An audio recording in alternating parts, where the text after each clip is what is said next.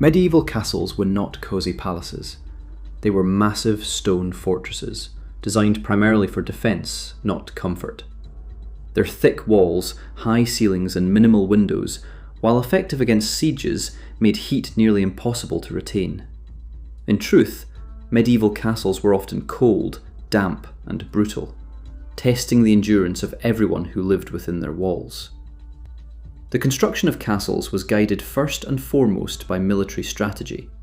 Stone was the material of choice because it was fireproof, durable, and capable of withstanding battering rams or cannon fire. But stone has a hidden drawback. It absorbs heat poorly.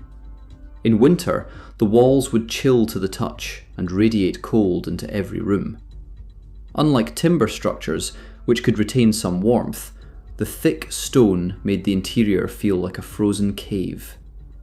Even a blazing fire in the Great Hall could only warm the immediate area around it. A few meters away, the cold would remain biting. The problem was exacerbated by high ceilings. Heat rises, and in rooms with 20-foot or higher ceilings, the warm air from the fireplace would accumulate far above the heads of the occupants, leaving their feet and bodies shivering. Windows, or more accurately, the lack thereof, also played a role in the chilliness of castles. For defensive purposes, castles had narrow arrow slits and small openings rather than large glass windows. This meant very little sunlight could penetrate the rooms, so natural warming was minimal. The few larger windows that did exist were often covered with oiled cloth, shutters, or, in wealthier castles, primitive glass panes. Even then, these openings were drafts waiting to happen. Cold air seeped through cracks, and winter winds howled through the halls. On stormy days, the noise of gusts rattling shutters could be heard throughout the castle, a constant reminder that the stone walls offered protection from enemies, but not from the elements. Dampness was another relentless problem. Many castles were built near rivers or on low-lying hills where moisture collected. Stone walls absorbed water, and without modern insulation, the walls became cold and wet, leaching heat from the rooms.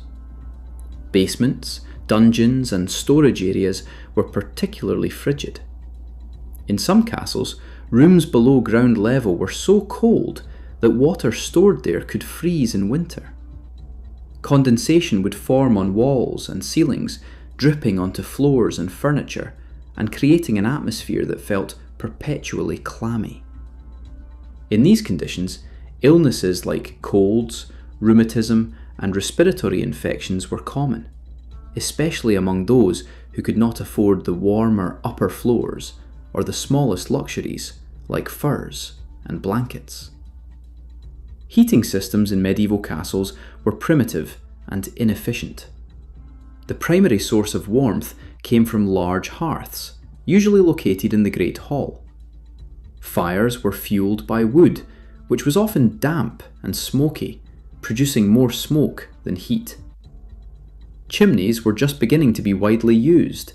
In many early castles, smoke filled the rooms and escaped only through holes in the ceiling, further chilling the space. Some castles employed braziers or small fireplaces in private chambers, but these could never heat the entire room effectively. Stone floors remained icy cold, and wooden furniture, if available, offered little comfort against the chill. Even the wealthiest lords had to layer themselves with furs, heavy woolen clothing, and blankets just to survive a winter night. Sleeping in a medieval castle was a battle against cold. Beds were often elevated wooden platforms with straw mattresses, feather beds reserved only for the elite. Furs and blankets were used extensively, but warmth was never guaranteed. Wealthier families might use curtains around the bed to trap heat, creating a micro-environment within the room. Servants and guards often had no such luxury, sleeping in unheated rooms, corridors, or even in the open halls. Entire households huddled near hearths in the evening, trying to conserve body heat while avoiding the smoke and sparks from the fire. Nights could be merciless. People would wake shivering multiple times, wrapped in layers of fabric, trying to stave off frostbite. Cold air infiltration through doors and hallways added another layer of misery. Many castles had large, heavy doors designed for defence, but they did little to block drafts. Stone staircases and corridors acted as cold conduits, channeling wind from one part of the castle to another. People walking through these passages would often face a sudden shock of icy air, even in the middle of winter. The more floors a castle had, the worse the problem became. Upper floors could be slightly warmer, if located near the roof and away from the moisture-laden ground, but this was not always the case. Drafts, combined with the poor insulation of walls and roofs, meant that no part of a castle was truly warm for long. Even small tasks became difficult in such conditions. Cooking in a cold kitchen was exhausting. Kneading dough or chopping vegetables with numb fingers, tending fires that smoked more than they heated. Washing clothes and themselves in cold water added to discomfort. Guards standing sentry for hours in drafty towers or along battlements had to endure freezing wind and sleet, often with minimal clothing under their armour. Disease and hypothermia were not uncommon, particularly in long winters or during sieges when food, fuel, and warmth were scarce. The human body simply struggled against the relentless cold of stone fortresses.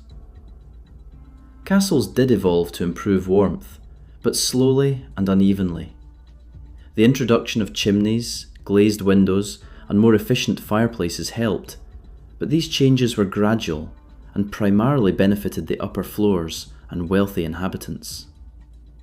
Wall tapestries and heavy curtains were employed to reduce drafts, insulate floors, and keep rooms warmer, but they could only do so much. Wealth and rank became directly linked to warmth. Lords and their families could survive in relative comfort, while lower-ranking residents were left to endure harsh conditions. Seasonal changes exacerbated the cold.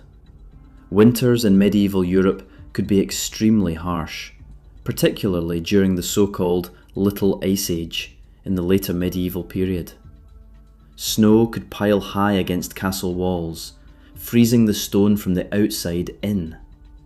Inside, ice could form on window shutters and in poorly insulated chambers. Summer brought only partial relief. Thick stone walls trapped cool air, but they could also retain humidity, making the castle uncomfortable in damp conditions. The internal climate of a castle was a constant struggle, influenced by weather, architecture, and the availability of fuel. In conclusion, medieval castles were marvels of engineering for defence, but terrible heaters for the human body. Their stone walls, narrow windows, high ceilings, and primitive heating made them cold, damp, and harsh places to live. Even the nobility, accustomed to luxury by the standards of the time, could not escape the chill entirely. Servants, guards, and lower-ranking residents faced a near-constant battle against frost, moisture, and drafts. Castles were not homes in the modern sense. They were fortresses built to survive enemies, not winter. The cold, ever-present and penetrating, shaped daily life, influenced architecture, and left its mark on medieval society in ways that few modern observers fully appreciate.